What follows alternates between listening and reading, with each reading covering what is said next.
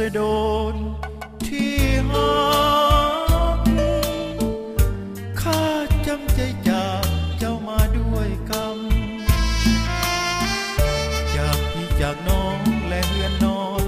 จากถิ่นดินดอนที่เคยทำดวงใจสุดซ้ำโศกสารคงเสียโดนเจ้าเจ้าเคยให้สุขทุกคืนและวันต้องจากภาคนี้ห่างไปไกลสุดแสนอะไรเหลือลำพัน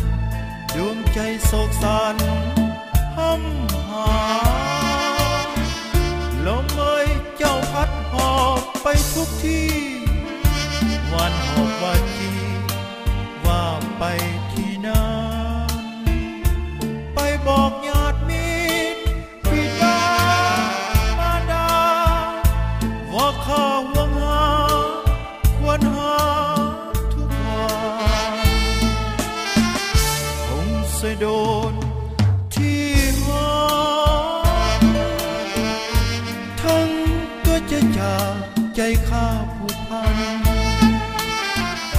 บ่ลืมกินทานคงเสียโดน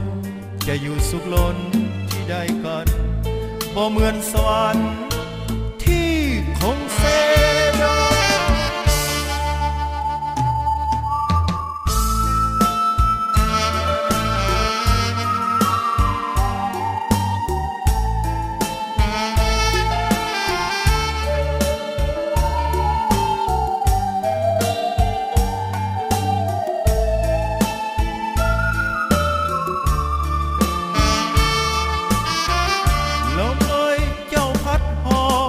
ทุกที่